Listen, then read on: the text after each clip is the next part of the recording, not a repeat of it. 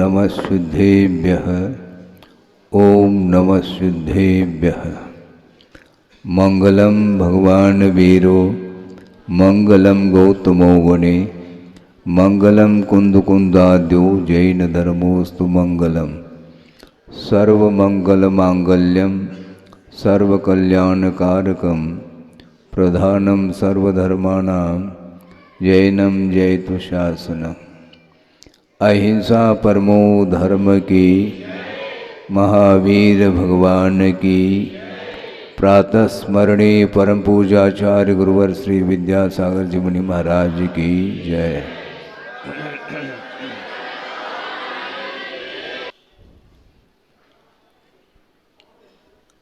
प्रतिदिन यहाँ पर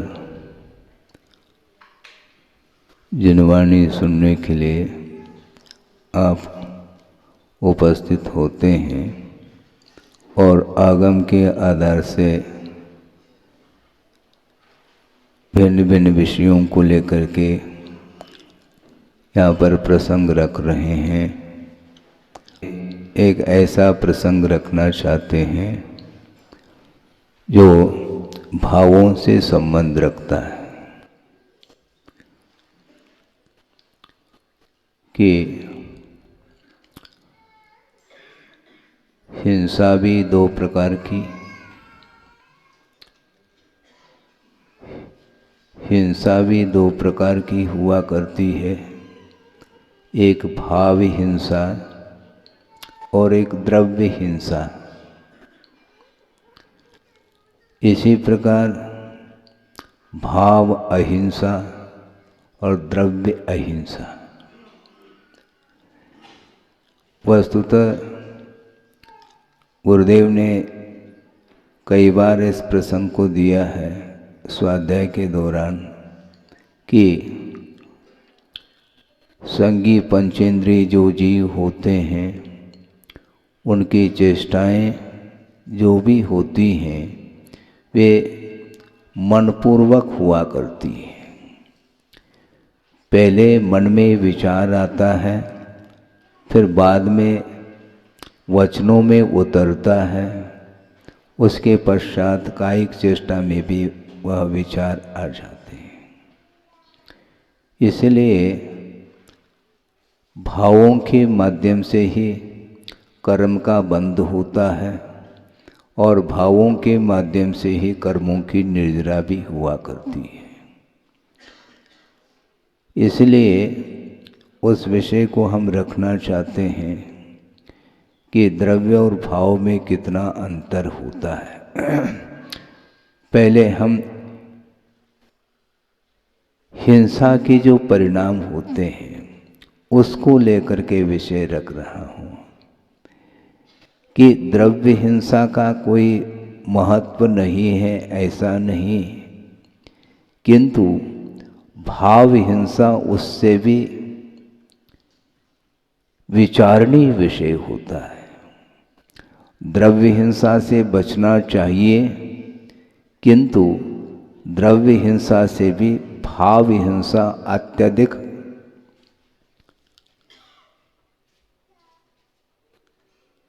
आपके लिए जीवन के लिए हानिकारक सिद्ध होता है। समझने के लिए एक श्लोक आपके सामने रख रहा हूँ। हमने पढ़ा था उसको, उसमें दो उदाहरण दिए हैं, एक मछुआरा का और एक कृषक का उदाहरण है उस श्लोक में। क्योंकि इन दोनों की प्रवृत्ति के माध्यम से हिंसा होती है। वह जमीन और आसमान को लेकर के, अंतर को लेकर के दर्शाया है कि अघ्नन्नपि भवेत पापी, अघ्नन्नपि भवेत पापी निघ्नन्नपि न पाप भाग अविध्यान विशेषेण यथा धीवर कर्षको, ऐसा कहा। धीवर का अर्थ मछुआरा होता है और कृषक का अर्थ आप जानते हैं किसान हुआ करता है। इन दोनों की प्रवृत्तियों को देखते हैं तो जमीन आसमान का अंतर हमें देखने को मिलता है कि प्रातःकाल वह मछुआरा वह जाल लेकर के जा रहा है और नदी के किनारे उस जाल को बिछा देता है। और संयोग की बात है, सुबह से शाम तक वह बैठा है और कर्म धर्म संयोग से ऐसा हो जाता है कि एक भी मछली उस जाल में नहीं आ पाती। उसने हिंसा की है। हाँ, एक भी मछली की हिंसा घात उस मछुआरे के द्वारा नहीं हुआ। इसके उपरांत भी वह भवेत पापी ऐसा कहा है, क्योंकि घात का भाव भीतर है तभी तो जाल बिछाया है। ये बात अलग है कि एक भी मछली उसमें नहीं आई है और खाली हाथ शाम को उस जाल को समेट करके घर जा रहा है, किंतु वह महान हिंसक सिद्ध होता है भावों की अपेक्षा से। और एक कृषक है, वह कृषि कर रहा है, हल चलाता है और भी बहुत सारे कार्य करने पड़ते हैं, जिसके कारण पंचेंद्रियों की हिंसा भी संभव है। इसके उपरांत भी उसको पापी नहीं कहा, क्योंकि संकल्प हिंसा का भाव उसके अंदर नहीं है। एक आरंभ संबंधी हिंसा हो रही है, वह अलग वस्तु, किंतु मैं जीव को मारूं इस प्रकार का परिणाम उसके अंदर नहीं। अपने जीवन को चलाने के लिए वह कृषि कर रहा है, किंतु उस द्रव्य हिंसा के बावजूद भी वह हिंसा का भागी नहीं बनता। और द्रव्य हिंसा इधर मछुआरे के द्वारा नहीं हुई, इसके बावजूद भी वह महान हिंसक सिद्ध होता है। इससे स्पष्ट है कि भाव हिंसा और द्रव्य हिंसा इसमें अंतर है। इसी बात को लेकर के कुंद कुंद स्वामी ने, शायद मुझे स्मरण है कि प्रवचन सार में वह गाथा आती है, उसको भी रख दिया जाए तो आपको कम से कम विषय समझ में आ सकता है। उसमें ये दिया है कि मर्दुव जीदुव जीवो ऐदाचारस नित्यदा हिंसा पैदस नत्य बंधो हिंसा मित्येन समिदस। अयत्नाचार पूर्वक जो प्रवृत्ति करता है, उस प्रवृत्ति के माध्यम से द्रव्य हिंसा नहीं होते हुए भी वह भाव हिंसा का भागी सिद्ध होता है। जीव मरण को प्राप्त हो अथवा न हो, किंतु अयत्नाचार पूर्वक जो प्रवृत्ति करता है उसके माध्यम से निश्चित रूप से हिंसा होती है। इसीलिए उमा स्वामी महाराज ने भी इसी को स्पष्ट किया है कि प्राणों के व्यपरोपण का नाम हिंसा नहीं, किंतु प्रमत्त योगात प्राण व्यपरोपणम हिंसा, ऐसा कहा। प्रमाद के कारण जो प्रवृत्ति कर लेता है उसमें निश्चित रूप से हिंसा होती है भावों की अपेक्षा से, क्योंकि अयत्नाचार पूर्वक प्रवृत्ति की जा रही है। और यत्नाचार पूर्वक प्रवृत्ति करने वाला जो श्रमण है वो बहुत सावधानी के साथ प्रवृत्ति कर रहा है, इसके बावजूद भी उसके पैरों तले कोई भी क्षुद्र जंतु आकर के मरण को प्राप्त हो सकता है, फिर भी तत्संबंधी उसको हिंसा का दोष नहीं लगता। इस प्रकार कुंद कुंद स्वामी का कहना है।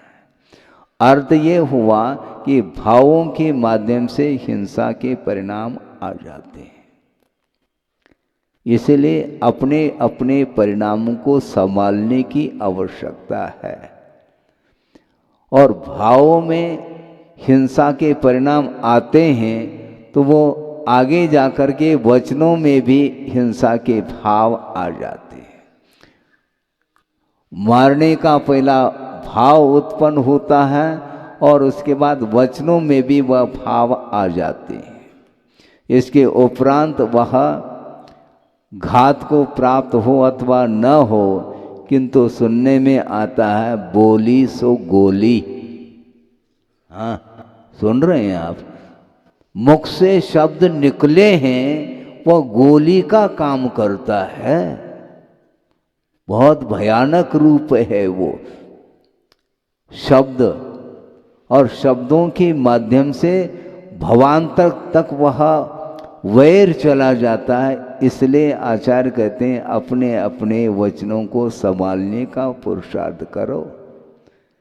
महाराज शब्द तो शब्द है, ऐसा नहीं, उसके माध्यम से बहुत दीर्घ काल तक उसका संबंध जुड़ जाता है। जिसके प्रति वचनों का दुर्व्यवहार किया है तो उसका परिणाम कालांतर में जाकर के बहुत बुरा उसका परिणाम देखने को मिलता है।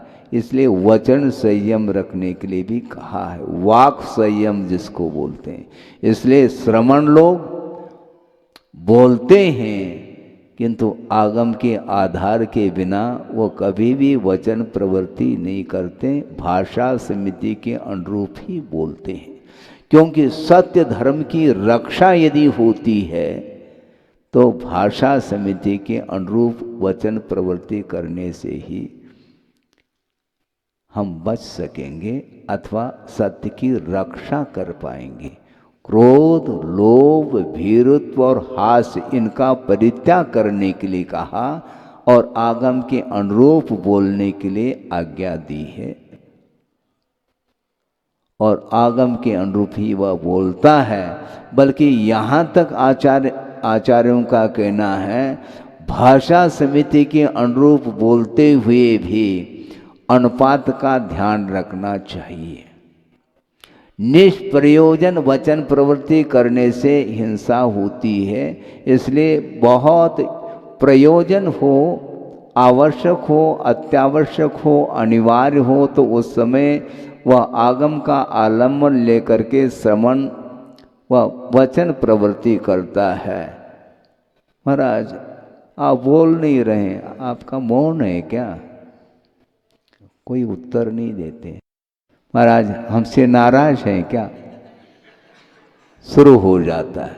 भैया नाराज हो तो महाराज नहीं है, ध्यान रखो।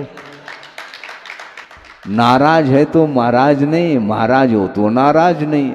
सीधी सीधी बात, हम किसी से नाराज नहीं होते, बल्कि सामने शत्रु भी खड़ा हो तो उसके प्रति भी सद्भावना रखते हैं, ये ध्यान रखो। उसी का नाम श्रवण कहा है। चाहे मित्र हो चाहे शत्रु हो, सबके प्रति इक्वलिटी, समानता उनकी दृष्टि में रहती है। इसलिए कभी भी उनके प्रति दुर्भावना का भाव आ ही नहीं सकता। क्योंकि कर्म के उदय से हमारी स्थिति भी अतीत में इसी प्रकार हो चुकी है। दूध का धुला कोई भी नहीं है, ऐसा कहने में आता है कि नहीं? हाँ, दूध के धुले कोई भी नहीं है, सबका रिकॉर्ड है। अनंत इतिहास प्रत्येक जीव का है। वह मिथ्यात्व के साथ गुजारा है, संसार में परिभ्रमण किया है। इसलिए इसमें ज़्यादा विस्मय की बात नहीं है। कर्म के उदय में अज्ञानता के कारण कुछ इस प्रकार प्रवृत्ति किसी के द्वारा हो भी जाती है तो भी वह दया का पात्र है, करुणा का पात्र है, ऐसा कहा है। हाँ, इसलिए श्रवण के अंदर कभी भी किसी के प्रति भी दुर्भावना नहीं, बल्कि निरंतर अपायविचय धर्म ध्यान करते हैं।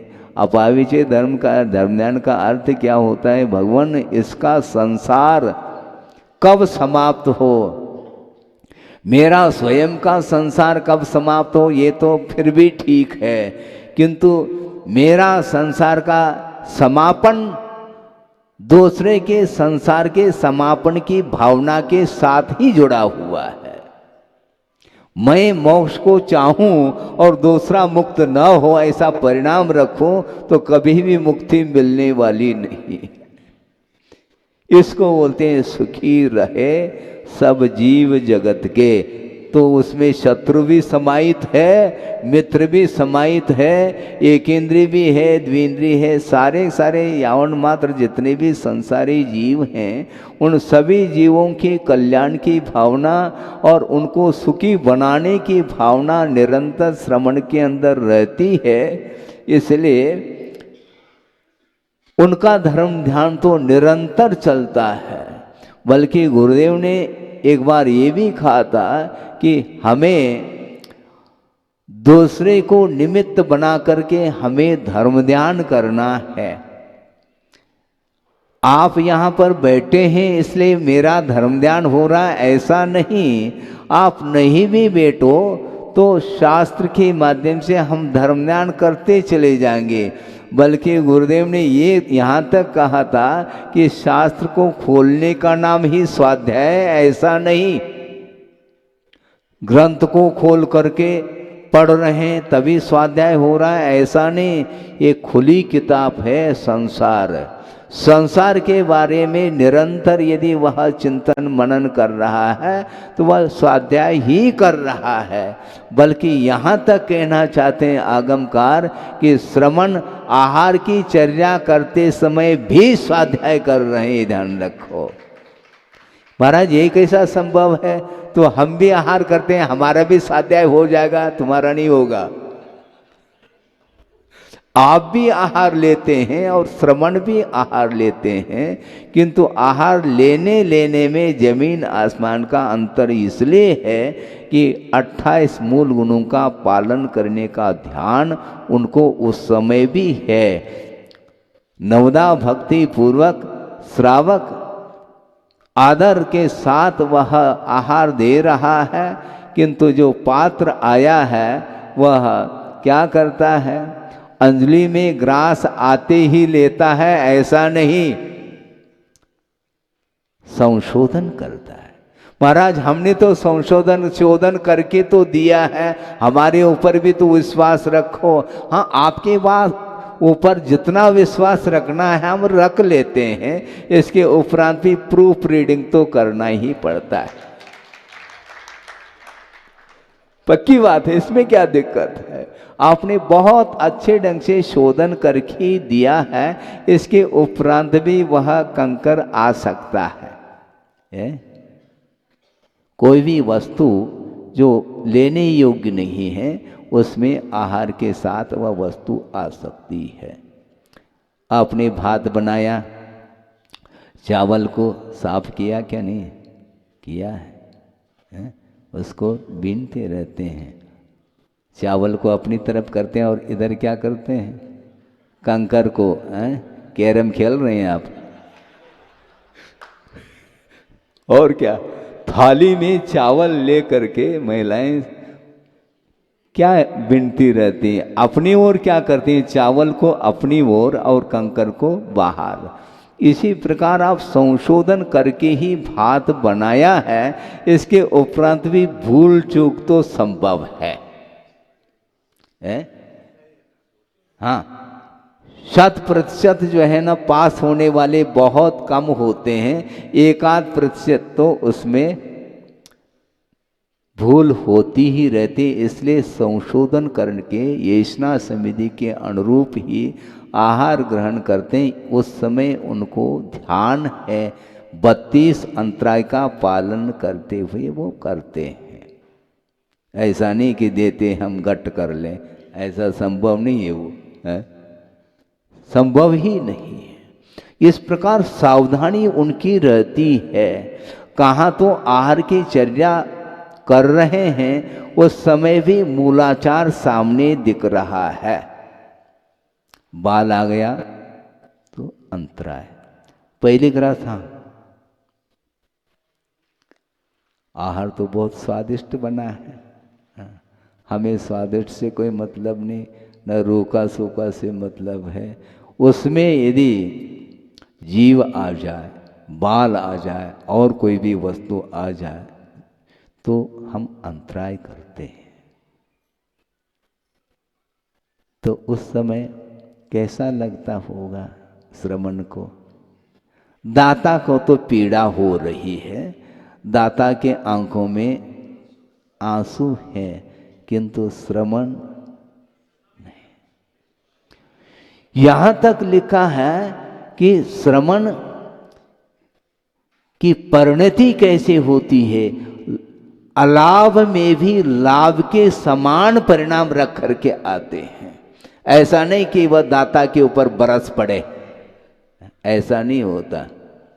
अपने कर्म के ऊपर बरस पड़ो। हमने कर्म किया है अज्ञान दशा में, वह उदय में आ रहा है, उदय में आया है तो जा रहा है वो, क्योंकि कभी न कभी वह उदय में आना ही था, तो निमित्त मिल गया, आ गया।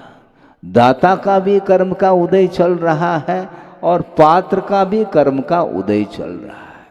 दाता का कर्म का कौन सा उदय है? दानांतराय का उदय है, और पात्र का भोगांतराय अथवा लाभांतराय का उदय चल रहा है। इसलिए दोनों के बीच में वह आता है, इसका नाम अंतराय है। और अंतराय का दूसरा नाम ये दिया है आगम में, उसको रहस्य कहा। ज्ञात नहीं होता और सामने देखने में आ जाता है, वो आपको पकड़ में नहीं आएगा। हमारा आप लोग कितने जल्दी कैसे पकड़ लेते हैं? नहीं, आप भी लेते हैं, हम तो नहीं ले पाते। हम बता दें, आप नोट का बंडल गिन रहे हैं अच्छी स्पीड से, लेकिन वह फटा हुआ नोट बहुत जल्दी पकड़ में आ जाता है? यूं गिनते चले जाते हैं और पता नहीं कैसे एकदम पकड़ में आ जाता है, उसको अलग कर देते हैं। उसी प्रकार हम बाल को अलग कर देते हैं। मौन बैठे हैं लेकिन आपका मन चल रहा है, और मन के माध्यम से आश्रव हो रहा है। वो परिणाम आपको ज्ञात है, मुझे कुछ भी नहीं ज्ञात। आप मौन बैठे हैं किंतु आपके मन में कौन से भाव उत्पन्न हो रहे हैं, वह शुभात्मक भाव है कि अशुभ के रूप में है, ये मेरे बुद्धि का विषय नहीं बन सकता। इसलिए आप लोगों को समझना चाहिए कि निरंतर हम सोचते रहते हैं, अनेक प्रकार के परिणाम उत्पन्न होते रहते हैं, उसके माध्यम से कितना कर्म का आश्रय होता होगा, इसका हम आकलन नहीं कर सकते। इसलिए आचार्य कहते हैं कि आप अपनी आजीविका के लिए प्रवृत्ति करते हैं, करें, इसमें कोई बाधा नहीं, किंतु अननेसेसरी, अनावश्यक जो है ना, वो ठीक नहीं है। आवश्यक है, यूजफुल होना चाहिए, यूजलेस नहीं होना चाहिए। हमें पूछना चाहते हैं, क्योंकि उपदेश देने के लिए आपने तो बिठाया है, तो हम उपदेश देने का मौका अब नहीं देंगे तो फिर कब देंगे? हमें बता दो है। हमें पूछना क्योंकि गुरुदेव ने यही कहा था कि हिंस पाप जो होता है वह अनावश्यक पदार्थों के संग्रह में ही पाप ज्यादा बढ़ता रहता है। हमें पूछना चाहते, मिसाल के लिए एक आध प्रसंग तो बना लें। मान लो हम पूछ लेते हैं आपको कि आप वस्त्र पहनते हैं, एक साथ कितनी जोड़ी? एक जोड़ी, ठीक है। और बदलना है तो स्पेयर में और एक आध जोड़ी हो सकता है, लेकिन 25-50 जोड़ी रखने का क्या तात्पर्य है, हमें बता दो। लेकिन थप्पी लगी रहती है, दुकान में लगी रहे तो फिर भी ठीक है दूसरों के लिए, किंतु स्वयं के लिए थप्पी लगाने की जरूरत क्या है? वो सब अनावश्यक है, और अनावश्यक की पूर्ति के लिए ही वह वित्त का संग्रह करता चला जाता है। एक फट जाए तो फिर दूसरा ले लो ना, क्या दिक्कत क्या है? 2 रख लो, 4 जोड़ी रख लो। नहीं, घंटे घंटे में हमें परिवर्तन करना है तो फिर तो भगवान ही मालिक है उसके लिए। ये तो क्वांटिटी की बात हो गई, क्वालिटी की बात और आ गई। आज तो शायद मेरे ख्याल से लट्ठा वस्त्र तो देखने को नहीं मिलता होगा,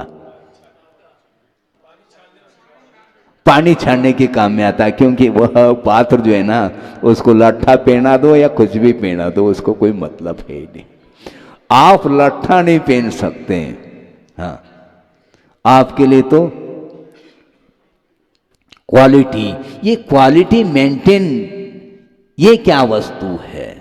जबकि शरीर की रक्षा के लिए धूप इत्यादि, पानी इत्यादि बचने के लिए, सर्दी आदि से बचने के लिए मान लो वस्त्र की आवश्यकता है, इतना ही वस्त्र का प्रयोजन है। लेकिन ये प्रयोजन से हट करके उसमें क्वालिटी में लग जाता है, और उसमें जो है ना वित्त कितना लगता है, कई गुना वित्त का व्यय होता है उसमें। इसी प्रकार आप घर में रहते हैं, कुटिया में, झोपड़ी, बोलते हैं झोपड़ी का भाग्य खुल गया, लेकिन हवेली चाहिए उसको। अब बताओ, आप पूरे हवेली में आप सोते हैं क्या? किसी एक कोने में सोएंगे? आपको चाहिए कितनी जगह है? लेकिन ये करोड़ रुपए व्यय करके वह हवेली का निर्माण करता है, उससे भी अरबों रुपए खर्च करके जिनालय बनाओ, जिसके माध्यम से पुण्य का संचय हो जाए। हैं? भगवान को बिल्कुल रत्नमयी प्रतिमा, हाँ बिल्कुल, क्या बात हो गई। ज्वेलर्स क्या बोलते हैं? हाँ ज्वेलर्स, तो दुकान है सोने चांदी की है, और प्रतिमा भी होनी चाहिए। है? ये भाव तो कम से कम करो, लगाना तो अपनी क्षमता के अनुरूप लगाओ, ये बात अलग है, किंतु भगवान की, प्रभु की आराधना करने के लिए अपने को अच्छी से अच्छी चीज लगाना चाहिए। प्रयोजन दूर रह जाता है।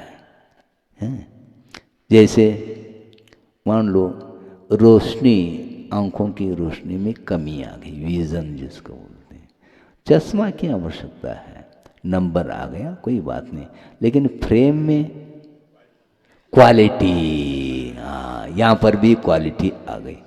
वो फ्रेम से प्रेम है उसको, जबकि वह फ्रेम आपको दिखाई नहीं दे रहा, और लोगों को देखने में अच्छा आना चाहिए। हैं? देखो आप लोग चिंतन नहीं करते, हाँ, हम चिंतन करके आप ही के लिए बता रहे, ये सब क्या हो रहा है? ये केवल प्रदर्शन का रूप है ये। हाँ, और रागी के लिए इसमें अच्छा लगता हो, अच्छी A1 क्वालिटी होना चाहिए। घड़ी भी, अरे टाइम देखने के लिए घड़ी है, उसका मॉडल अच्छा होना चाहिए, वो होना चाहिए। ये सब क्या है? ये सारा सारा ये विषय माना जाता है, और उसके माध्यम से उसकी आपूर्ति के लिए वह वित्त का संचय करता है, और उसके माध्यम से पाप का अर्जन होता है, उसको ख्याल नहीं है। आपके मन में ये विकल्प आ सकता है, आपके तरफ से मैं कह रहा हूँ, आप ये कह सकते हैं कि महाराज चक्रवर्ती के पास इतनी संपदा है, तो उसको भी तो पाप का अर्जन होता होगा। ये ध्यान रखो, उसने दुकान नहीं खोली, पुण्य का संचय उसने, उसके द्वारा हुआ है। उसने निदान मुझे मिले इस प्रकार का भाव नहीं रहा, बल्कि रत्नत्रय की आराधना के फलस्वरूप साध्य पुण्य का संचय उसके द्वारा हुआ है, इसलिए इस प्रकार की निधि उसके पास मिली है। किंतु आपको पुरुषार्थ करना पड़ेगा, अर्थ पुरुषार्थ। उसने कोई पुरुषार्थ नहीं किया है, उसने कोई दुकान खोल दी हो, है? कोई मकान खोल दिया, ऐसा कुछ भी नहीं। ये सब पुण्य संचित हुआ और उसको मिलता गया। हाँ, ले आप ले कन्यादान कर रहे हैं, 96,000 है। ये सब वैभव क्यों मिला उसको? आपको क्यों नहीं मिल रहा? उसको क्यों मिला? हाँ? उसने मांग करके ले लिया क्या? नहीं, मांगने की बात नहीं, बल्कि त्याग का ये परिणाम है, ये संयम का परिणाम है, धर्म की आराधना का परिणाम है। ये इस प्रकार के पद मिला करते हैं। इसलिए चाहो नहीं, मांगने की बात छोड़ दो, मिलने के उपरांत भी ज्ञानी ग्रहण नहीं करता, मुझे नहीं चाहिए, क्योंकि इसके माध्यम से ही संसार का विकास होता है और इसके माध्यम से पाप का अर्जन होता है। इसलिए स्वाध्याय करने का अर्थ इतना ही है, संसार में संसारी प्राणी अनेक प्रकार के पाप कर्म के उदय के कारण वह दुख सुख इत्यादि का अनुभव कर रहा है, उसको देख करके ही श्रवण को हमेशा निरंतर और वैराग में वृद्धि होती है।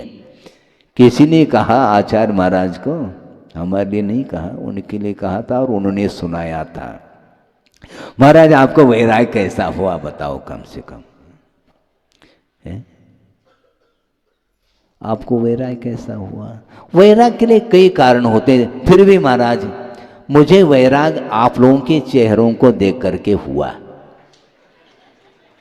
क्योंकि कोई भी संसार में सुखी नहीं है, इसीलिए उसमें संसार में प्रवेश करो फिर बाद में निकलो, इसके अपेक्षा से प्रवेश नहीं करना ही उत्तम है।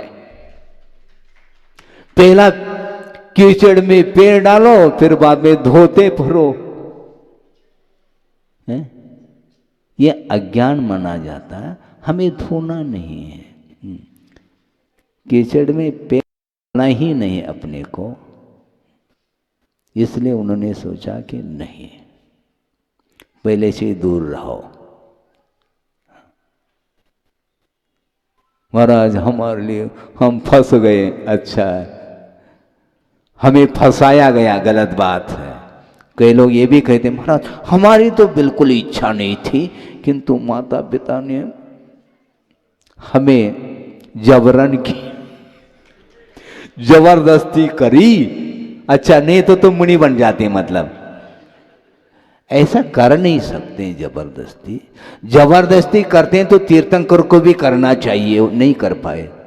कितने समझाते रहे कि वीर न माना, समझाया वीर न माना, आप लोग बोलते ना भजन, समझाने का प्रयास किया, रोया धोया सब कुछ किया, इसके उपरांत तुम रो धो, तुम्हारे कल्याण के लिए मैं जा रहा हूं, मेरा कल्याण तो होना ही होना है। विश्व कल्याण के लिए वह स्वयं पहले निकल गए, हमें अपने आप को ऊपर उठाना है। स्वयं जो है हमें धर्म की आराधना, रत्नत्रय की आराधना करनी है, उसके बाद उसको उसके माध्यम से दूसरे का कल्याण हो सकता है। इसलिए हमेशा अपनी आत्मा की चिंता करनी चाहिए, दूसरे के नहीं। उत्तमा स्वात्म चिंता सात कहा, उत्तम से उत्तम यदि कोई है तो आत्मचिंता। महाराज इसमें तो स्वार्थ हो जाएगा, स्वार्थ नहीं परमार्थ है इसमें, क्योंकि मैं स्वयं आत्मा का कल्याण न करूं और आपका कल्याण मैं करा दूं, संभव नहीं है। ये उपदेश का जो प्रभाव है, जो धर्ममय जीवन बना लेता है, स्वयं धर्म को आत्मसात जिसने किया है उसके वचनों में ही प्रभाव पड़ सकता है। सहपाठी एक दूसरे को समझा दें तो वो कहते तुम अपना लोटा छानो पहला, हमारे क्यों छानना चाह रहे हैं? क्लास फेलो नहीं समझा सकता, टीचर तो समझा सकता कान पकड़ के, लेकिन क्लास फेलो जो है ना नहीं समझा। वो कहता है तुम्हारी बात नहीं मानूंगा मैं, तुम्हारी बात सही भी हो तो नहीं मानूंगा मैं। ये है उसके अंदर प्रभाव नहीं है। इसलिए रत्नत्रय की आराधना करने के लिए निरंतर आत्म साधना करते रहते हैं, उसके माध्यम से ही जिसका उपादान, जिसकी योग्यता है उसके ऊपर प्रभाव पड़ सकता है, पड़े अनिवार्य नहीं है, ये कहा है। हम उपदेश दे सकते हैं किंतु उसका प्रभाव आपके भीतर यदि योग्यता है तो प्रभाव पड़ेगा, नहीं है तो नहीं पड़ेगा। हाँ, हम प्रेरित नहीं कर सकते आपको। आप प्रेरणा ले ले तो बात अलग है, आप प्रेरित हो रहे हैं, किंतु सब प्रेरित हो अनिवार्य थोड़ी है। सभा के लिए उपदेश दिया गया और एक आध व्यक्ति ने व्रत ले लिया, क्योंकि भावना उसकी रही है, इसलिए वह स्वयं प्रेरित होकर के आया है और उसने अंगीकार किया है। तो उसी प्रकार कर्तव्य की दृष्टि से आचार्यों ने कहा है कि सबके कल्याण की भावना रखो और कर्तव्य करते चले जाओ। कर्तव्य से कभी भी विमुख नहीं होना चाहिए, निरंतर कर्तव्य दूसरे के प्रति भी करना चाहिए। यह दायित्व है, यह मार्ग इसी को बोलते हैं। मार्ग को बनाए रखो, मार्ग पर चलते रहो और दूसरे के लिए भी ज्ञान दे दो, ये कहा है। जो लेना चाहता है, नहीं लेना चाहता है तो कोई भी जबरदस्ती नहीं। उपदेश अलग है और आदेश अलग है। हम दान का उपदेश दे सकते हैं, जबरदस्ती नहीं। आप देना चाहो आपकी मर्जी, ज़्यादा देना तो ज़्यादा दे दो, हमें कोई उसमें हमें कोई विकल्प नहीं। उपदेश देने के लिए आचार्यों ने कहा है, उसके माध्यम से उसका कल्याण होता है। इसलिए भिन्न भिन्न पात्र होते हैं, उसके अनुरूप उपदेश दिया गया है। और उपदेश सुन करके जब पशु भी अपना कल्याण कर सकता है तो आप तो मानव हो। जब दानव कर सकता है तो मानव को करने में क्या। यहाँ पर सभा में मान लो किसी कोने में कोई पक्षी मान लो सुन रहा, तो उसने सुन लिया और अपने क्षमता के अनुरूप संकल्प लेकर के फुर्र से उड़ गया, वो चला गया और अपन प्रदर्शन कर रहे, हमने ये त्याग किया, वो त्याग किया। अरे त्याग किया तो क्या बात हो गई, करो। अपने कर्मों को काटने के लिए त्याग तो करना ही चाहिए। छोड़ने में पसीना आता है, किंतु छूटता है तो छूटेगा। आज नहीं छोड़ेंगे कल तो वह छूटेगा, साथ नहीं जाने वाला है। जहां देह अपनी नहीं तहान अपनों कोई। हाँ, ये दान के प्रसंग में ये पंक्ति आनी चाहिए। उस समय तो जहां देह अपनी नहीं तहान अपनों कोई। घर संपत्ति पर प्रगट पर है परिजन लोय। महाराज हम पूछ करके आते हैं बेटे को, अरे जब तुम्हारा शरीर नहीं तो बेटे का क्या तुम्हारा संबंध है, उनको क्या पूछते हो। बिना पूछे आपको आगे आना चाहिए, इतना तो कह सकते हैं, आना चाहिए। कहने में क्या बाधा नहीं है ना, बिल्कुल।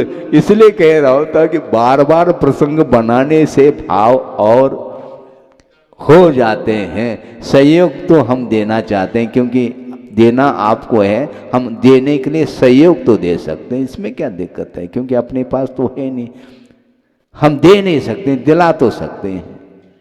देना चाहिए ये कहा जा सकता है। इसलिए गृहस्थ जीवन में रह करके यथा योग्य जो है धर्म की उपासना की जाती है और करना चाहिए। ये आपके सामने भाव हिंसा, द्रव्य हिंसा आदि को लेकर के विषय रखा है। ये बहुत चिंतनीय विषय है। बैठे बैठे बैठे बिना द्रव्य हिंसा के भी भाव हिंसा होती रहती है और उसके कारण ही संसार का निर्माण स्वयं ही कर लेता है।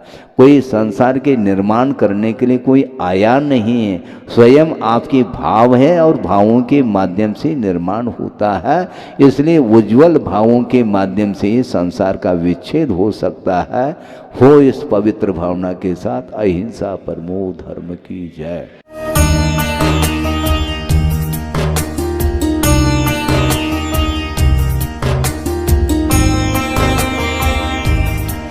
संत वचन है सुधा सम, शांति का करे संचार।